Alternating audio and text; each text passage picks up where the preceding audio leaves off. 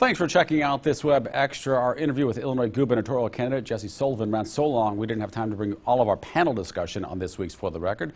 The rest of it covers a new crime prevention plan in Illinois and the Democrat struggles on Capitol Hill to unify around the president's agenda.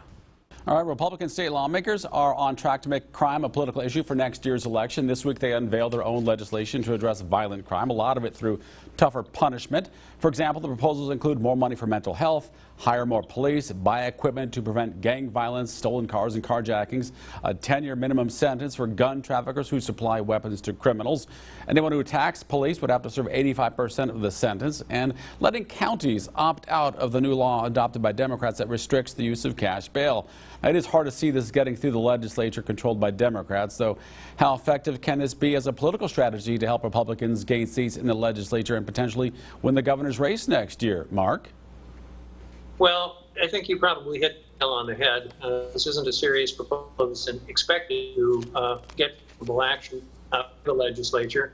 I do think it's kind of ironic that from the national level down, there's been a movement away from incarcerating people for long periods of time. Donald Trump got behind that, and we were moving away from being the highest incarceration in the world. Still highest, but not by such a large margin.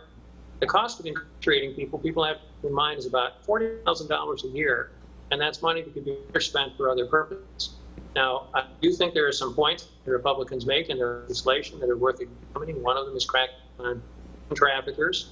That is something that obviously should be tackled. Some of the crimes that were committed are as a result of illegal weapons being put out on the street. I think there's some merit in some of those things, but I don't think that the answer to crime in this country is to just people in jail and throw away the key. It hasn't worked in this country for a long time. Both parties have come to recognize that fact. The Republican push in Illinois is in the other direction. Rob, do you see this more as a political strategy than true legislation? Well, I think when you look at the numbers don't lie. Crime in Illinois and in Chicago specifically has continued to rise. If you look at the number of shooting victims from last year to this year, it's up 9.4%. The homicide rate up 3%, and the number of police officers in the state of Illinois is down 7.8%.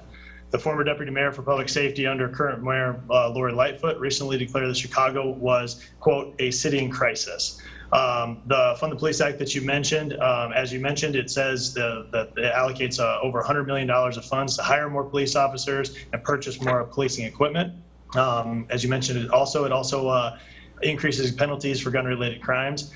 I do tend to agree that I doubt this bill will ever make it to the floor given the current makeup, but I do think the bill would help the law enforcement community manage and reduce crime in Illinois. And I think the narrative that, stricter gun laws and removing police officers from the street works, the numbers just don't support that argument.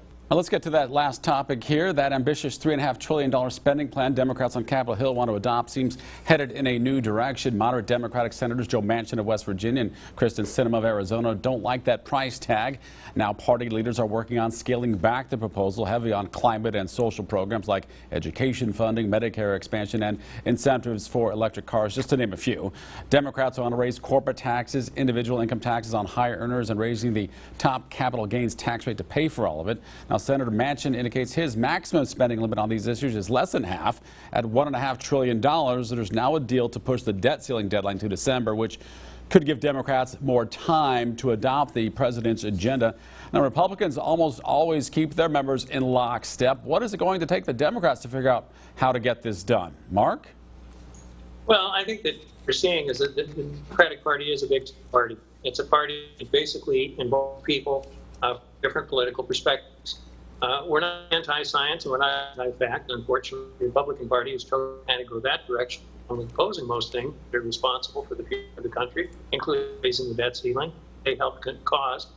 But I think what we're going to see is probably a compromise. It does some balancing of doing more means testing in terms of the benefits that are paid through the Build Back Better bill that's ultimately passed.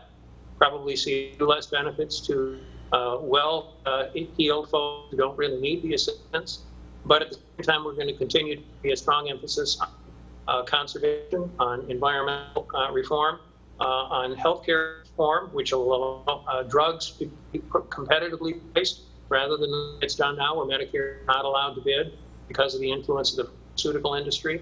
going to see those kinds of changes made, and I think that'll move in the right direction and get the economy back on the right foot, where the middle class has a chance, where people who are working can live a living wage, and where we're dealing with the critical problem of the environment in a reasonable and effective way. Rob, do you think Democrats will be able to get something done here, and Republicans just enjoying the Democrats showing that they're splintered here? Well, Jim, I think the opposition to spending really isn't a surprise, especially given the amount of money the administration has already spent. I think increasing taxes on businesses working to stabilize their workforce as we navigate out of the pandemic doesn't make any sense at all. The more moderate wing of the Democratic Party is holding their ground on the total cost, as you mentioned, specifically on Medicare. The bill expands Medicare to include dental, hearing, and vision. However, look, current estimates say that the program will be insolvent by 2026 in its current form. So why would we look to expand the offerings of that program if it's not fiscally stable as it is? With the 50-50 Senate as it stands, they're going to have to seriously reduce the cost to get something passed. 2022 is right around the corner, and as it sits today, I feel very confident that the Republicans will hold a majority after the midterms. Rob Adele, Mark Schreiber, thank you so much for the conversation. Both of you, be safe.